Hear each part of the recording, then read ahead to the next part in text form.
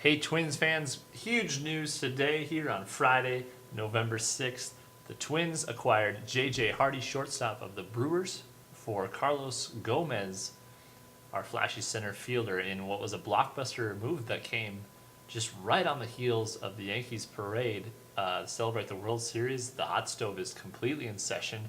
Dan Wade just wrote on Twins MVP of his offseason plans, and boom, there you go. The first one step already taken care of. I think this is a really good move by GM Bill Smith, and yeah, I just feel like it makes a lot of sense. The Twins were able to solve really multiple problems with really one move and only having to give up one player. I know some people feel like, oh, Gomez, fan favorite, everyone loved him. What if he goes on to Milwaukee, becomes the next David Ortiz? Well, I don't think that's going to happen. Gomez has a lot of things to figure out. Yes, he's arguably maybe the best center fielder in Major League Baseball, but he doesn't get on base. He doesn't steal bases because he can't get on base. And I think the National League and playing every day in Milwaukee does give him the best chance to become a better player rather than being blocked behind a crowded outfield in Minnesota, but I don't foresee him coming back to haunt us. On the J.J. Hardy side of the deal, I really like what he can bring to the team. Granted, he had a terrible season last year. He batted .229.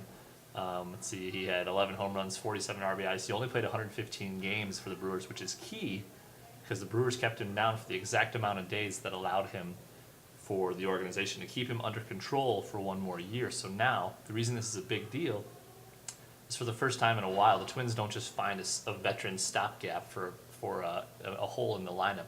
They have a player that we at least know we have a shortstop for the next 2 years. We have him under team control, 2010 in Target Field, 2011. And hopefully years after that, Hardy's just 27 years old. And just 2 years ago, what was his numbers a couple years ago? He was an all-star in 2007. And yeah, he's put together some great seasons prior to last year. So the way I feel about it, at worst, we have a defensive upgrade at shortstop. Hardy's got a great glove. That's if he doesn't hit.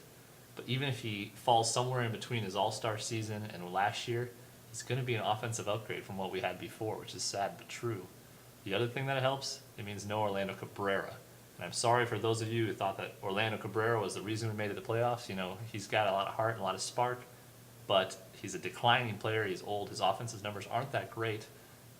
His defensive ability continues to plummet. So I like the move a lot, and the reason I like this move the best is it puts Bill Smith and the Twins in a really good position to fill the rest of the holes because they only had to give up one piece. And Hardy, although he's eligible for arbitration, won't see a huge spike in his salary. He made $4.6 million last year. Can't be that much over 5.5. I think this allows them to sign hopefully a cost-effective middle infielder at either second or short, and then I would imagine Nick Punto claiming that other position, whatever one the Twins don't sign the player. And now they have the money to hopefully go after an arm, a power arm in the rotation. Maybe they'll simply re-sign Carl Pavano, or maybe they'll take another reach and go for a guy like Rich Harden. So we'll see. A lot of things can happen now, but big move today for the Twins. Look for Dan Wade this weekend to write an article about how this will affect the rest of the offseason for the Twins. But for now, big move by Bill Smith. The hot stove is on fire and roaring, and it's an exciting day to be a Twins fan. So leave your comments here at Twins MVB, what you think of the trade. See you, Gomez, and we welcome J.J. Hardy to Minnesota. Thanks for stopping by.